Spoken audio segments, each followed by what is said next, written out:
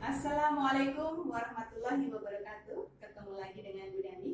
Kita akan belajar kimia lagi. Tentang apa? Masih tentang hukum dasar kimia.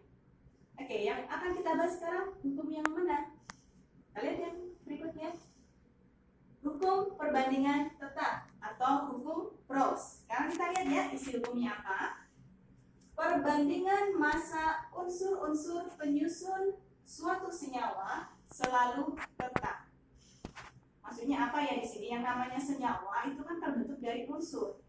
Seperti kita istilahnya bikin kue, kan ada resepnya ya. Misalkan telurnya berapa butir, gulanya berapa on, tepungnya berapa on. Nah itu ada perbandingannya. Jadi kalau nanti misalkan kita tambah berapa jumlah telurnya, pasti yang lainnya juga akan bertambah.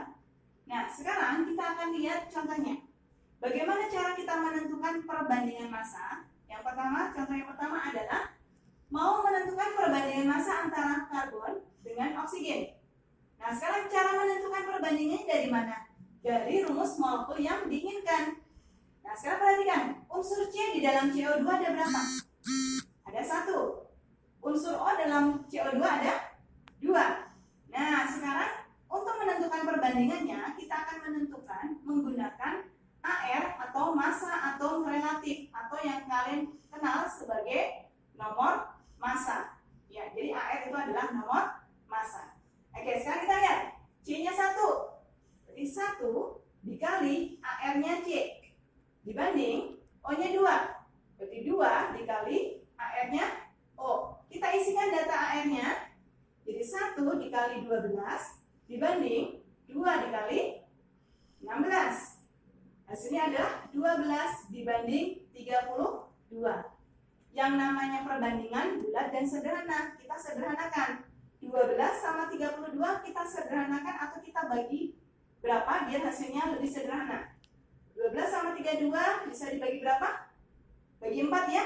Oke, kita bagi 4 hasilnya 3, bagi 4 hasilnya 8. Oke, dapat perbandingannya 3 dibanding 8.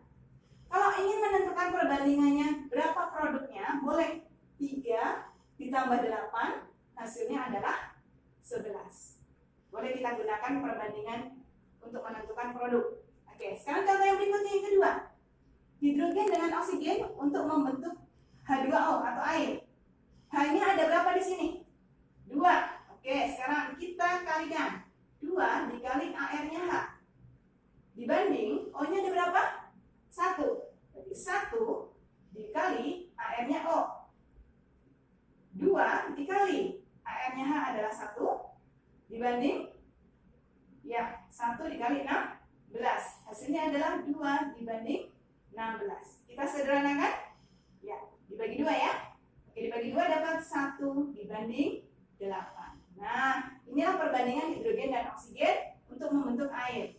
Kalau ditanya berapa perbandingan H2O-nya, kita jumlahkan saja. 1 ditambah 8, 9. Nah, sekarang coba perhatikan sekali lagi.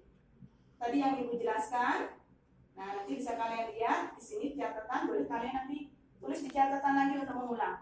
Nah, sekarang kita akan lihat untuk latihan soalnya bagaimana. Ya, kita ke sini.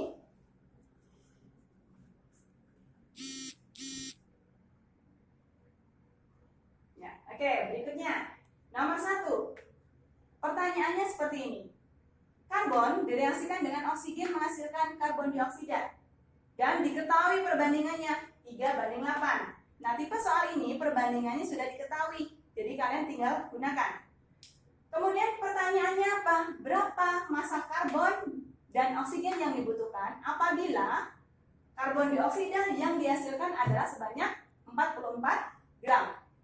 Nah, kembali lagi seperti hukum yang sebelumnya. Kita menggunakan perbandingan. Oke, cara gampangnya adalah seperti ini. Perbandingan CO2 berarti berapa ini? Kita jumlah. 3 ditambah 8? 11. Oke, 11 ke 44 dikali berapa? Kali 4. Oke, berarti yang lainnya juga kali 4 ya. Kali 4 berarti hasilnya 32 gram. Kali 4 hasilnya 12 gram. Oke, ini hasilnya. Jadi karbonnya 12 gram, oksigennya 32 gram. Oke, soal yang kedua. Apabila nitrogen dan oksigen menggunakan nitrogen dioksida. Nah, di sini perbandingan masanya belum ada. Jadi gimana caranya? Kita buat perbandingan seperti yang sebelumnya tadi kita bahas. Nah, kita lihat N-nya di sini ada berapa dalam molekul NO2? Ada 1 ya. Jadi 1 dikali AR-nya si N 14 dibanding O-nya ada berapa? 2 dikali AR-nya O 16. Dapatlah 14 dibanding 32.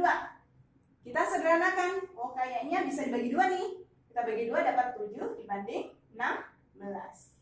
Nah, sekarang pertanyaannya adalah nitrogennya yang disediakan 30 gram, oksigennya 32 gram. Nah, kira-kira nanti NO2 yang dihasilkan berapa? Nah, caranya bagaimana untuk menentukan mana yang akan habis bereaksi? Kita lihat di sini. Mula-mula dibagi perbandingan.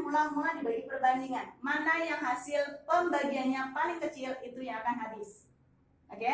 30 bagi 7 sekitar 4 lebih ya. Kalau 32 bagi 16 2. Nah, mana yang kecil? Yang ini kan? Berarti dia yang akan habis. Nah, berarti nanti yang bereaksi kita tentukan dulu siapa yang akan habis. Ini tadi 32 gram. Kemudian 16 ke 32 dikali berapa? Kali 2. Nah, ini juga harus dikali 2. Berarti hasilnya 14 gram. Oke, untuk produknya boleh kamu jumlah. Ya, jadi 14 ditambah 32. Berarti hasilnya adalah 46 gram. Oke, kita